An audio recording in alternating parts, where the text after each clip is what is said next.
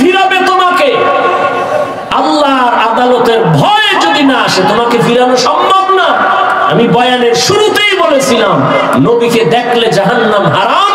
13 বছর দেখছে আবু জাহাল, কালেমা পড়ে নেয়, এর নাম কফাল। আর 27 বছরের যুবক নবীকে জবাই করতে গিয়ে কালেমা পড়ে ফেলেছে, এর নাম কফাল। আমার কপাল যদি পুড়িয়া যায়, আমি হাফিজুর রহমানের বয়ান কেন, মক্কা মদিনার ইমামের বয়ান কেন, স্বয়ং রসুলের বয়ানেও কপালে কালেমা জুটে না। আল্লাহ হেদায়েত দান করুন। অথচ নিজেকে খুব ভালো বড় মাস্তান মনে করতেছে, অথচ তোমার মধ্যে কিচ্ছু নাই, চরিত্র বিধ্বংসী ছাড়া। নিজের চরিত্রও খারাপ। ও যুবক বাবা, আর কত গুনাহ করলে তোমার আশা মিটবে? এরপরে তওবা করবা।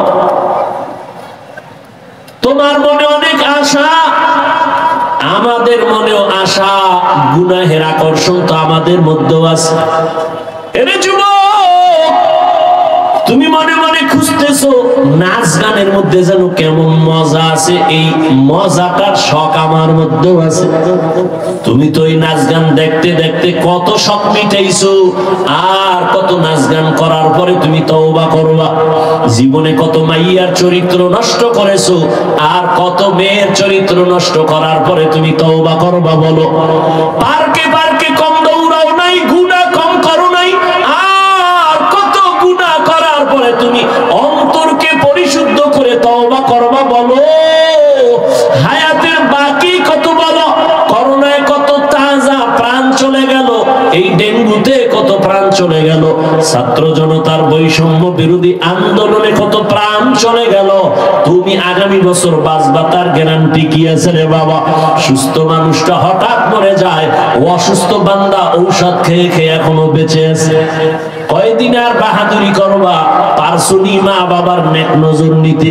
ছাত্র হইয়া পারছো কিনা শিক্ষকের নেক নজর নিবা? পারছো কিনা উলামায়ে কেরামের দোয়া নেওয়ার সুযোগ পেয়েছো? কপাল বুঝি বড় খারাপ।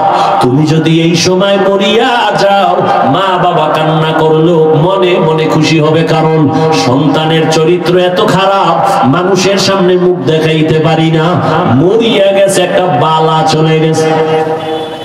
ও যুবক, তোমাকে আজকে বয়ান করা লাগে পাগলের মতো, ঘুম নাই, খানা নাই, এত পাও ধরে ধরে বয়ান করা লাগবে কেন? আজকে তো হিন্দুদের বয়ান করব, খ্রিস্টানের গির্জায় গিয়া বয়ান করলে অনেক লাভ হইতো, কিন্তু না, তোমার পেছনে 12 মাস ঘুরতে ঘুরতে ওদেরকে বয়ান করার আর টাইম নেই। ও আল্লাহর বান্দারা, আজকে ইসকন কত ষড়যন্ত্র করে, যদি আমরা ওদের বয়ান শুনাইতে পারতাম, এইভাবে যদি পাও ধইরা বয়ান করতাম, 6 মাসের বেশি লাগতো না রে বাবা। এদেশের হিন্দু বৌদ্ধ খ্রিস্টানরা মদিনার আশেক হয়ে যাইত, কিন্তু 12 মাস শুধু আমি কেন, হাজার হাজার উলামায়ে কেরাম মেহনত করে বুঝায়, নামাজ পড়ো, টুপি পরো, পর্দা করো, হালাল খাও। অথচ কেন বুঝাবো? তুমিও তো মুসলমান, আমিও তো মুসলমান, তোমার আল্লাহ আমার আল্লাহ দুই না এক? তোমার আমার আল্লাহ এক, নবী এক, কোরআন এক, কাবা এক, ধর্ম এক, কালেমা এক, দুনিয়াতে আসছি এক, বিদায় বেলা কাফনের সংখ্যা হবে 1-3টা। আমাকেও 3 খান কাপড় দিবে, তোমাকেও 3টা দিবে। আমি বক্তার সম্মানে একটা কাফন কেউ বাড়াবে না, তুমি গরিব হওয়ার কারণে একটা কাফন কেউ কমাইয়াও দিবে না, কালার হবে আলাদা। কথা কর না কেন? আমাদের কালার তোমার কাফনের কালার 2 না 1? কাফনের উপরে লেখা থাকবে বড় হুজুরের লাশ। কথা বলো, কে ধনী কে গরিব, কে আলেম কে মূর্খ, কে ইমাম কে মুক্তাদি, কে ডাক্তার কে রোগী, কাফনের মধ্যে ঢুকার পরে সব ভাব বন্ধ হয়ে যাবে, লেখাও থাকবে না, সব একাকার হয়ে যাবে। কবরের সাইজও হবে এক, কবরে প্রশ্ন করা হবে 3টা, তাও সবার বেলায় এক। রবের পরিচয় দাও, ধর্মের পরিচয় দাও, রাহমাতুল লিল আলামিনের পরিচয় দাও। রহমতের নবী বলেন, এই 3টা প্রশ্নের জবাব যারা দিবে তাদের কবর হবে রওজাতুম মির রিয়াজিল জান্নাহ, আর যারা দিতে পারবা না তাদের কবর হবে হুফরাতুম মিন হুফারিন নার। কে কবরের জবাব দিতে পারবে? কোনো গ্যারান্টি নাই, আমরা হুজুরেরা পারবো তারও কোনো গ্যারান্টি নাই। যদি থাকতো জান্নাতের টিকিট হাতের মধ্যে নিয়া সাহাবায়ে কেরাম জীবন ভর কান্না করতেন না। রহমতের নবী বলেন, আমি একদিন আয়েশার হুজরায় ঘুমায় গেলাম এশার পরে, আমার মাথার কিনারাই তো মসজিদে নববী, আমার মসজিদ। আমি হঠাৎ আমি ঘুমাইলে আমার চোখ দুইটা বন্ধ, তবে আমার অন্তর ঘুমায় না। রাতের গভীরে হঠাৎ করে আমার কানের মধ্যে শুনি কান্নার আওয়াজ আসতেছে। আমি সজাগ হয়ে গেলাম, আমার মসজিদের ভেতরে এই গভীর রাতে কে কান্নার আওয়াজ করে। আমি উঠলাম, উঠা আমি বের হইয়া নজর করে দেখতেছি আমার মসজিদের মধ্যে রাতের গভীরে দাঁড়ায়া দাঁড়ায়া কান্না করে ভিন্ন কেউ না, আমার হাতে গড়া সাহাবী, জান্নাতের 1 নাম্বার সাহাবী আবু বকর নামাজে দাঁড়ায়া দাঁড়ায়া কান্না করতেছে। নামাজ শেষ করে আমি আবু বকরকে বললাম, ও আবু বকর, নামাজে দাঁড়াইয়া এই গভীর রাতে একা একা কেন কাঁদলেন? আবু বকর বলেন, ইয়া রাসূলুল্লাহ, আল্লাহর আদালতের ভয়। আপনিই তো কিয়ামতের বয়ান করেছেন, মানুষগুলো উলঙ্গ দাঁড়াবে, নবীরা পর্যন্ত কান্না করতে থাকবে। ওই দিন আল্লাহ যদি আমি আবু বকরকে ডাইকা জিজ্ঞাসা করে, আবু বকর আমার জন্য কি নিয়ে আসছো? আমি যদি বলি আল্লাহ তেলাওয়াত নিয়ে আসছি, ও আল্লাহ তোমার মুহাব্বতে নামাজ পড়েছি, রোজা রাখছি। আল্লাহ যদি কে আবু বকর তোমার আমলটা আমি যেইভাবে চাইছি ওইভাবে তুমি করো নাই, তোমার আমল আমার পছন্দ হয় নাই, আমল নিয়ে তুমি যাও, আমি আল্লাহ কবুল করলাম না। ও নবী, সাথে সাথে জাহান্নামের হ্যান্ডকাপ আমার হাতে লেগে যাবে। দুনিয়ার সূর্যের গরম সইতে পারি না, জাহান্নামের আগুনের গরম আমি কেমন করে সহ্য করব?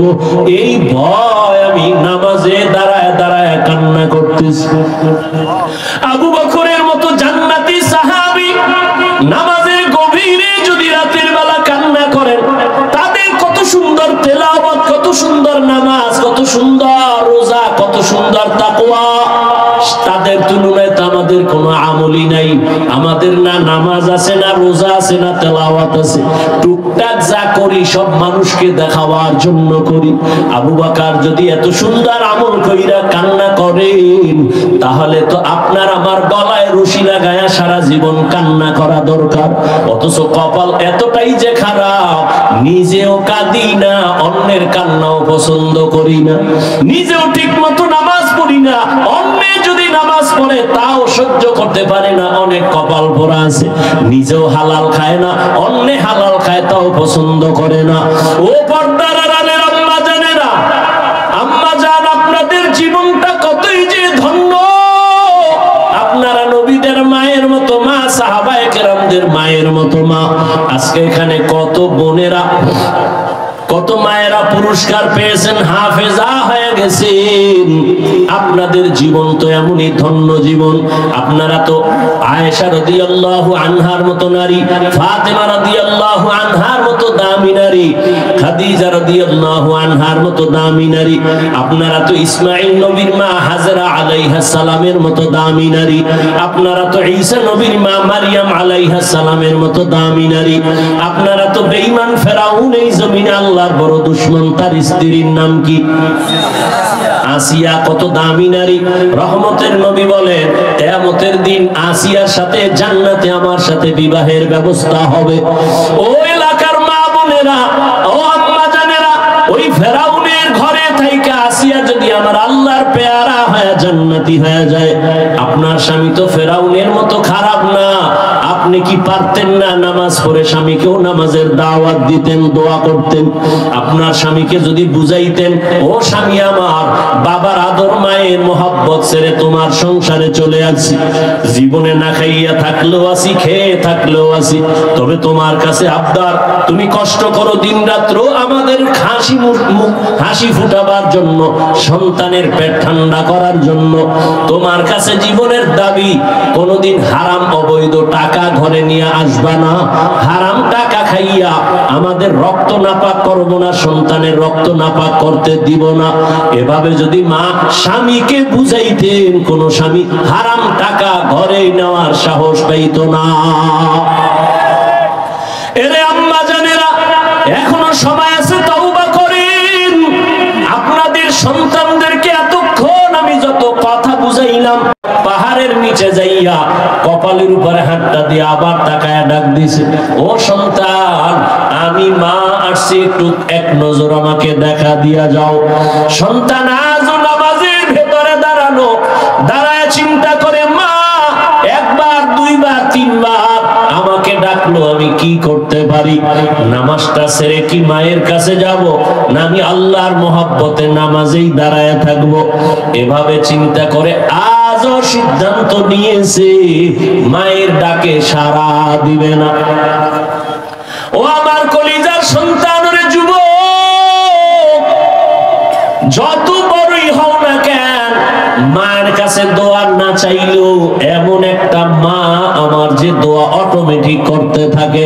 মায়ের দোয়া ছাড়া কোন সন্তান জীবনে সফল হতে পারে নাই। আর যার কপালে আল্লাহ না করুন মায়ের বরদোয়া লেগে যায়, ও মরার আগে পঙ্গু হয়ে যায়। ও সন্তানেরা, ওই মা বাবার দোয়া ছাড়া সামনে আগানো যাবে না। মা বাবার দোয়া আর চোখের পানির কারণে আজ তুমি টাকার মালিক, বাড়ির মালিক, সম্মানের মালিক, পরীক্ষায় ভালো নাম্বার পেয়েছো। ওই মা বাবারে যারা কবরে রেখে এখানে আসছো, ওই মা বাবার জন্য একটু দোয়া পাঠাইয়া দাও, দুই ফোঁটা চোখের পানি দিয়া দোয়া করিও। মায়ের এক রাতের কান্না, প্রসব বেদনার এত কষ্ট, চামড়া খুলে যদি জুতা বানায় দাও, মায়ের ঋণ আদায় করা সম্ভব হবে না।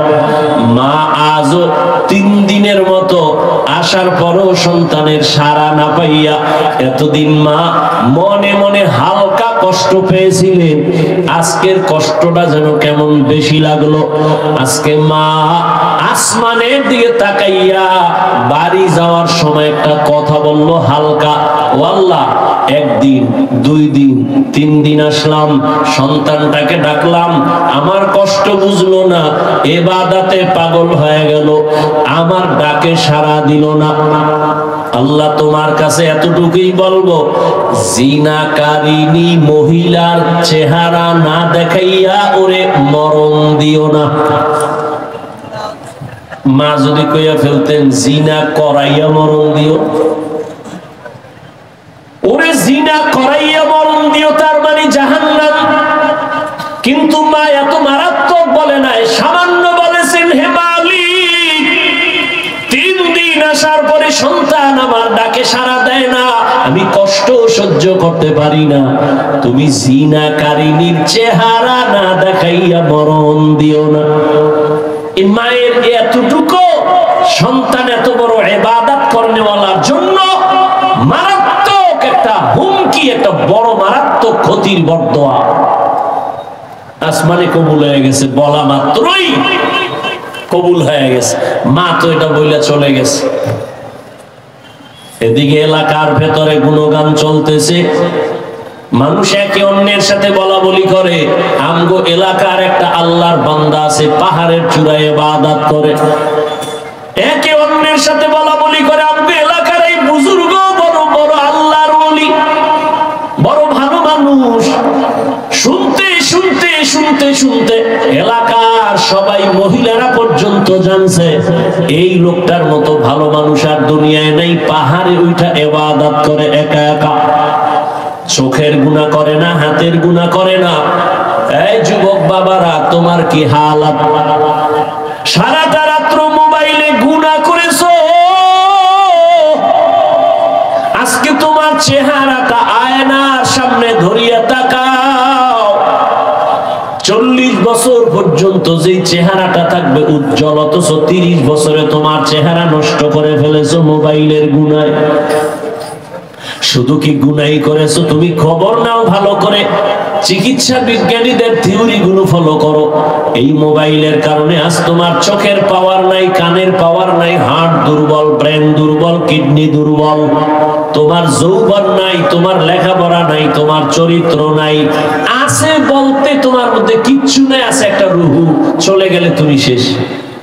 তোমার মোবাইলের কারণে তোমার জিন্দেগি সব বরবাদ। তোমার মধ্যে আছে বলতে কিচ্ছু নাই, চরিত্র নাই, লেখাপড়া নাই, মা বাবার সাথে ভালো আচরণ নাই, শিক্ষকের সাথে ভালো আচরণ নাই। শুধু এই মোবাইলের গুনার কারণে কানের পাওয়ার নষ্ট, হার্ট দুর্বল, মাথা ব্যথা বেশি, ব্রেন নষ্ট, তোমার মধ্যে কিচ্ছু নাই। অথচ তুমি যদি আরো 60-30 বছর বাঁচো, বিছানায় পঙ্গু হয়ে বাঁচতে হবে, কারণ যেই পার্সের মেয়াদ দরকার বেঁচে থাকার জন্য, সেই মেয়াদ তুমি অল্প বয়সে শেষ করে ফেলেছো। কোন ইমাম বলেছে? বলে নাই, কারোর জন্য বদদোয়াও করে নাই। রিকশা ড্রাইভার গিয়ে ইমামের ধমকায়, জোহরের সময় ছিলেন কই? তো ইমাম কয় তুমি কে? বলে আমি রিকশা ড্রাইভার। তোমার এত পাওয়ার কেন? বলে মাসে 5 টাকা বেতন দেই। এরকম বেয়াদব আছে না নাই? এরপরও উলামায়ে কেরাম কারোর সাথে বেয়াদবি করছে? আপনারা আমারে গালি দেন, আলেমরে গালি দেন, ফেসবুকে লেখেন, সব শুনি আর জানি। কোনদিন রাগ করিয়া সালাম দিছেন নেই না, এরকম হইছে? হয় নাই। বরং কাছে আসছে, বুকে লাগাইছে। এই চিন্তা করি না, এই তুই প্রস্রাব করে পানি লও না, কাছে আস না, দুর্গন্ধ, তুই বিড়িটাই নাইছো, সি সি সি বেনামাজি, দূর হ। কোন আলেম এরকম বলে নাই, বরং আসছে হাত বাড়ায় বুকে লাগাইছে। কেন? এটা ভালোবাসার দ্বারা হয়, নিঃস্বার্থ ভালোবাসলে হয়, স্বার্থের ভালোবাসায় হয় না। وَأَمَّا مَنْ خَافَ مَقَامَ رَبِّهِ وَنَهَى النَّفْسَ عَنِ الْهَوَى فَإِنَّ الْجَنَّةَ هِيَ الْمَأْوَى ہر کے دارت خوف حق در دل مدام جنت المأوى دہد اورا مقام جز بحق چی زیما خواز انسو جا فضل اوعا مست در جملہ جہاں আল্লাহ তাআলার আদালতে ভয় অন্তরে জমা করো। আল্লাহর আদালতে দাঁড়াইয়া হিসাব দেওয়ার ভয় অন্তরে জমা করে নাও। ক্বালান নবিয়্যু সাল্লাল্লাহু আলাইহি ওয়া আলিহি ওয়াসাল্লাম আলা কুল্লুকুম রাঈন ওয়া কুল্লুকুম মাসউলুন আন রাইয়াতিহি। নবী বলেন, সাবধান হে উম্মত, তোমরা প্রত্যেকেই দায়িত্বশীল। আল্লাহর আদালতে দাঁড়াইয়া হিসাব দেওয়ার ভয় অন্তরে জমা করো। একজন মানুষও হিসাব ছাড়া কদম বাড়াতে পারবে না। সাহাবী বলেন, ইয়া রাসূলুল্লাহ, কার দায়িত্ব কার উপরে? নবী বলেন, প্রত্যেক অধীনস্থদের গার্ডিয়ান যিনি হবে তিনি অধীনস্থদের দায়িত্বশীল। মা বাবা সন্তান তোমার অধীন, প্রত্যেক মা বাবা সন্তানের দায়িত্বশীল। সন্তানের হক আদায় করেছো কিনা আল্লাহর আদালতে মা বাবাকে দাঁড়াতে হবে। কোরআন তার সাক্ষী দিয়া বলে, কিয়ামতের ময়দানে আল্লাহ সন্তানদের ডাক দিবেন, নামাজ পড়ছনি রে সন্তান? সন্তান বলবে, নামাজ আদায় করি নাই। রোজা রাখছনি? কেন রাখো নাই? সন্তান বলবে, আল্লাহ আমার কোনো দোষ নাই, আমার মুরব্বি মা বাবা আমাকে নামাজের দাওয়াত দেয় নাই। আল্লাহ সূরা আহজাবে 67 নম্বর আয়াতে বলতেছেন, সন্তান আল্লাহর আদালতে মা বাবার বিরুদ্ধে মামলা পেশ করবে। রব্বানা ইন্না আতা'না সাদাতানা ওয়া কুবারানা ফাআদাল্লুনা সাবিলা। আমার কোনো দোষ নাই, আমার মা বাবা আমাকে কোনোদিন নামাজের দাওয়াত দেয় নাই, ওয়াজে গেছে আমাকে বলে নাই, দাওয়াত ও তাবলীগের মেহনত চলছে আমাকে বলে নাই। আমার আব্বাজান সকাল 8টার সময় দোকানে যাইয়া আমার আম্মাকে টেলিফোন করে বলছে, ছেলে ঘুমায়নি কাহা, উঠাইয়া তাড়াতাড়ি নাস্তা দাও। কিন্তু একবারও আব্বাজান আমার আম্মাকে বলে নাই, ফজরের নামাজটা আমার সন্তান পড়লো কিনা বলো। এর যুবক, মা বাবা যারা হয়েছো, তুমি তাহাজ্জুদ সারা জীবনও যদি পড়ো, সন্তানের হক আদায় না করলে আসামির কাঠগড়ায় দাঁড়াতে হবে, আল্লাহর কাছে পেশ করবে, আল্লাহ আমাকে কখনো নামাজের দাওয়াত দেয় নাই। এজন্য নবী বলেন, 7 বছর যখন সন্তানের বয়স হয় নামাজের মুসাল্লায় দাঁড় করায় দাও, কারণ বড় হয়ে গেলে ঘাড় সোজা হয়ে যাবে, আর কন্ট্রোলে তুমি নিতে পারবা না। আল্লাহ বলবেন, এর গোলাম আমি তো তোকে বিবেক দিয়ে দিয়েছিলাম আলাদা, ভালো মন্দ যাচাই করে চলার জন্য। কত সন্তান আছে মা চায় না নামাজ পড়বে কিন্তু সন্তান নামাজ পড়ে, মা চায় না কোরআন পড়বে, বাবা চায় না দিনের পথে যাবে, সন্তান দিনের পথে চলে আসছে। আমাদের কাছে এসে দোয়া চায়, হুজুর দোয়া করবেন, আমি যে একটু নামাজ পড়ি, টুপি লাগাইছি, আমার আব্বা পছন্দ করে না, মা চায় না। এরকম মা বাবা আছে না?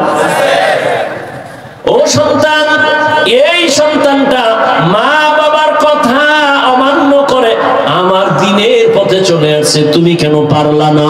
বিবেক তার সাথে কেন তুমি গাদ্দারি করেছো? ও আল্লাহ, আমার ভুল হয়ে গেছে। আজ তোমার ইনসাফের আদালতে তোমার বিবেকের বিচার করা হবে। ইন্নাস সামআ ওয়াল বাসারা ওয়াল ফুআদ কুল্লু উলাইকা